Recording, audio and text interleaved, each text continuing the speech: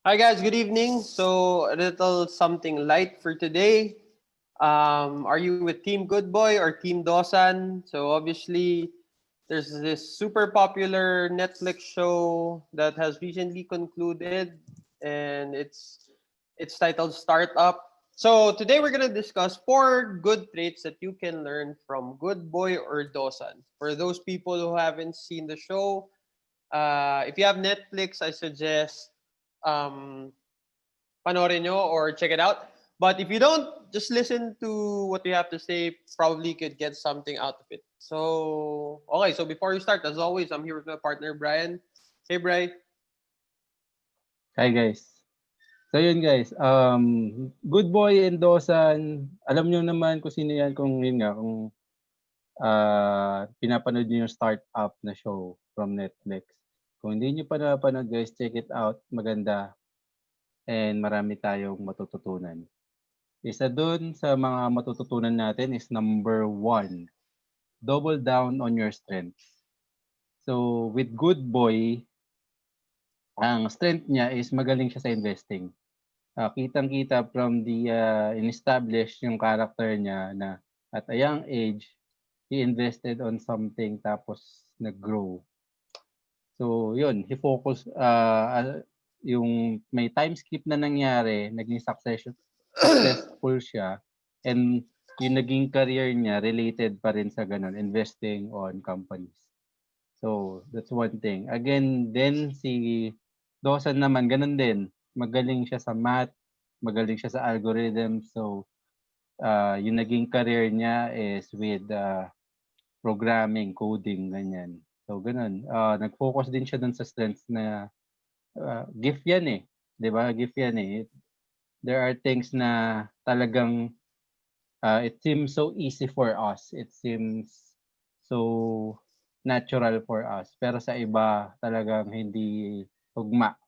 So you have to try things out. You have to learn kung saan ka talaga magaling. Then ako ay highly suggest dun ka tumutok. Tutukan mo. If there's a way to monetize that gift mo or yung strength mo, then do it. Or if there's a way na yun yung magiging career mo, do it. Kung hindi naman, at least do something that you could build up upon from, di ba? You could build on. Yun yung suggestion ko dyan sa number one. Ikaw, Chong.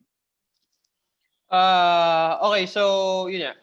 For those people who haven't seen the show, it's about startup companies. Pero yung setting is Korea. So this show is really relatable for me.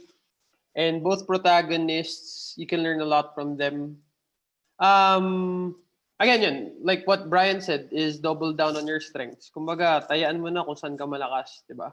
Kasi there are a lot of times people focus on their weaknesses and you have to remember we have a finite amount of time dito sa mundo. Kumbaga, it would be highly, paano ba to? We would encourage you to bet on yung strength mo. Let's build on that. If you want to develop yung weakness mo, it's also a good thing, di ba? Pero, syempre, let's work on what we have first. Then we can build momentum and work on whatever it is na gusto pa natin trabahuin. So, for the second thing is develop a growth mindset.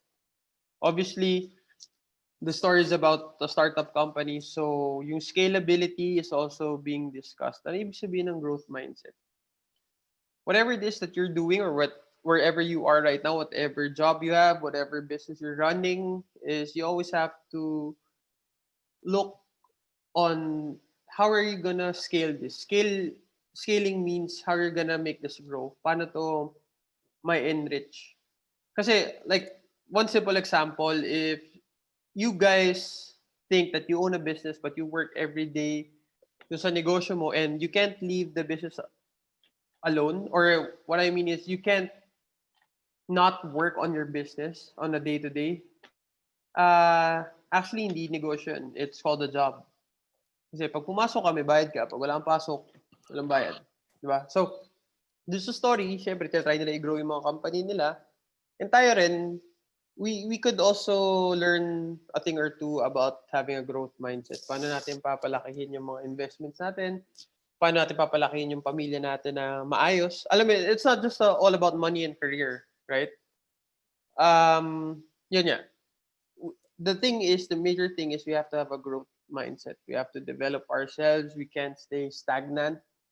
Hindi porket we achieved a certain amount of notoriety or a certain amount of success is we stop. Yun nga. Pero always have to remember that it's not always about money. Diba? Ano masabi mo doon, Bray? Agree, pare. With growth mindset, yun nga, it on the perspective or on the aspect of personal and professional growth, we all start from somewhere.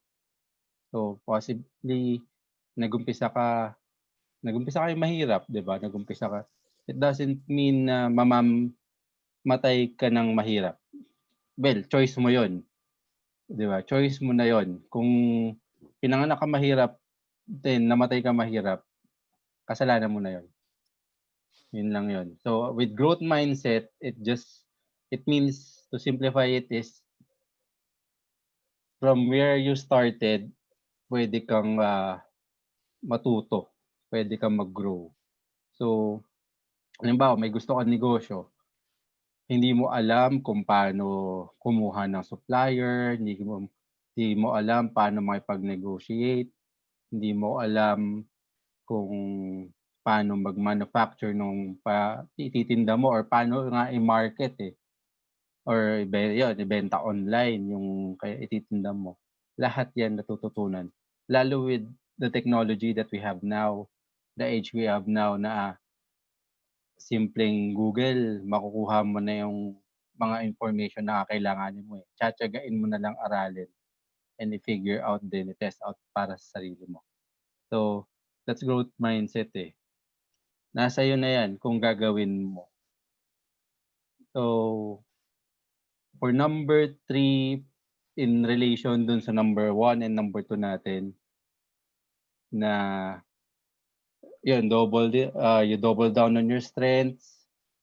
And kahit inclined ka doon, guys, sa strengths mo, kahit may strengths ka, tapos hindi ka naman hindi mo rin tinatrabaho, hindi mo rin gino-grow, magiging stagnant ka rin.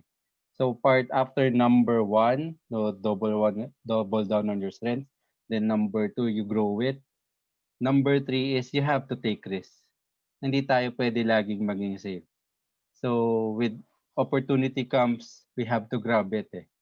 And there are decisions na sa business and sa buhay itself, there are decisions that would make or break yung mga tina-target o yung mga goals natin sa buhay. So, we have to take risks, di ba? Yung kumbaga manage na yung risk na available sa atin. So, the opportunities na available sa atin, we have to take advantage. With the risk involved, paano natin i-handle yun, we have to learn those things. Ikaw, pre, anong take mo dito? Number 3, taking risks.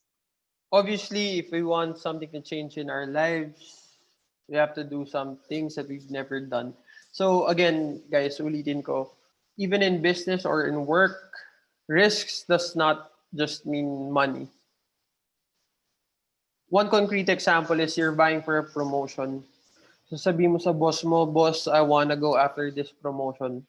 Alam mo yun, what's the risk in that? The risk is putting yourself out there. Putting yourself out to be scrutinized, putting yourself out to be highlighted in whatever it is that you do.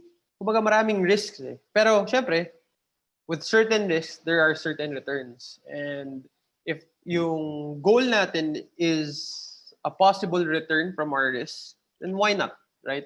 Why not? Actually, personally, I have this rule, pero ang hirap i-apply sa everyday life. But for me, I always think of it as when you're not comfortable, when you're a little bit giddy, may konting kaba, that's when you know when you're at the right place. Okay? So, kapag ka sobrang mellow na ng day mo, chill ka na kagad, di ka pa na-stress, chill ka na, there's something wrong. You're not pushing yourself, probably. So, yun. Whatever it is that we want in life, may risk na kaakibat yan.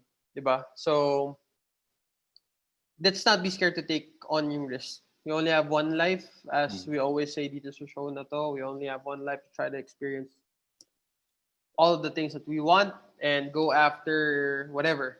Kung anong gusto natin. Yun nga. We fail, may risk tayo na sasalubungin, okay lang. The thing is, we tried. Tayo yung tao sa arena, hindi tayo audience. Diba? This is our life. Just have to try and go after whatever it is na ini-aim natin. Okay, so last and certainly not the least is don't second guess yourself or never second guess yourself. Kasi if you guys watch the show, yung isang main character doon, yung coder, si Dosan, he was really an insecure individual. He wasn't sure of himself. So lagi mali yung ginagawa niya. He resulted into lying and different things. Pero everything fell into place nung sure na siya sa sarili niya. Nung he developed the confidence to parang stand up for whatever it is na gusto niya. Parang kahit mahirap yung odds, sinabi niya lang, kasi I'll make it happen. Yun, it's a powerful tool. Even if everybody else says na hindi mo kaya yan, but if you can tell it to yourself na kaya ko to, I'll make it happen. Ang lakas nun. Kasi it's motivation coming from the inside. Di ba? Yeah, we don't need an external force para itulak tayo or push tayo to be better. Yun. For me, that's one of the biggest things na makukuha natin dito is don't second guess yourself. Bri, alam ko you wanna elaborate on this? Ayun, sa never second guessing, totoo guys, kasi on that step alone dun sa show pinakita, on that decision alone or that change alone, totally 180 degrees yung buhay ni Dosan eh.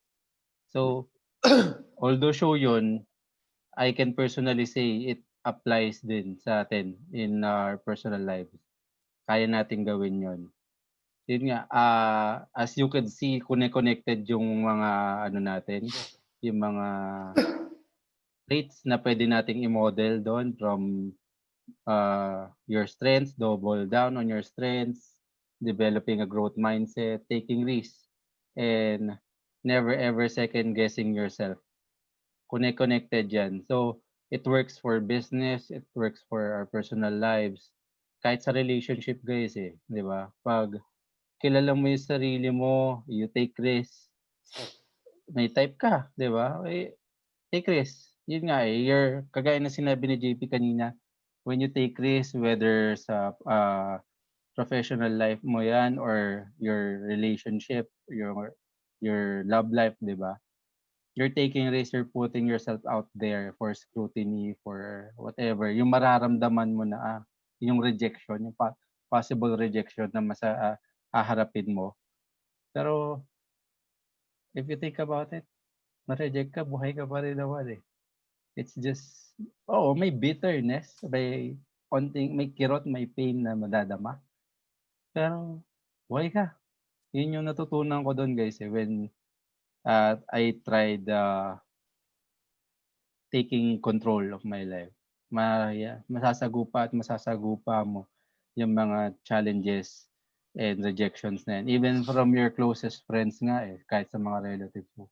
Pero ang natutunan ko is as long as buhay ka, yung bitterness as it goes away, kakasubok mo na babawasan and to the point na wala ka ng pake kasi mas na-enjoy mo yung success or yung feeling of when you succeed pag after all those rejections naka-experience ka naman ng success or ng yes from all the no's na natanggap mo before. So tuloy lang guys. Pag may follow your guts, yun yung take ko dyan, pare. Anything else, Chong, na gusto mo i-add for this?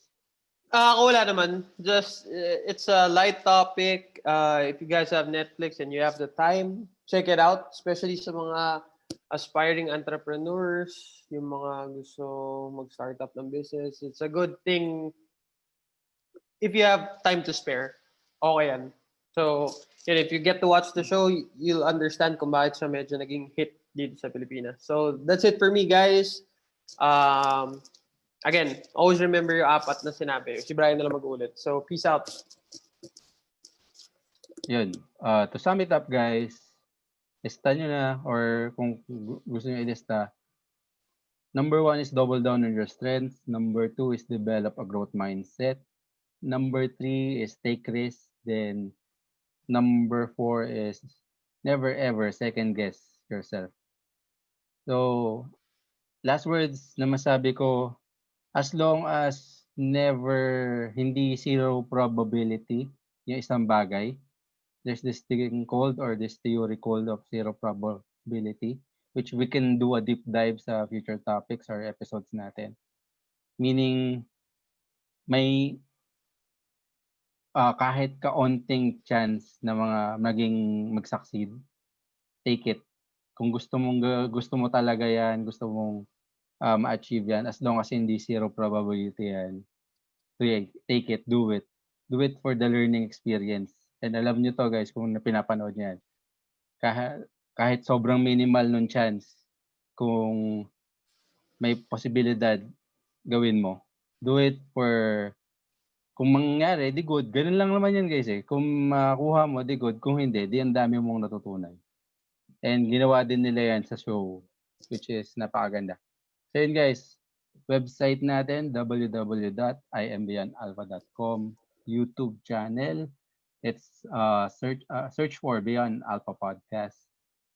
Then click the subscribe button and the notification bell. Then sa lahat ng podcast directories, search for Beyond Alpha Podcast. Google Podcast, Apple Podcast, Spotify, and Stitcher.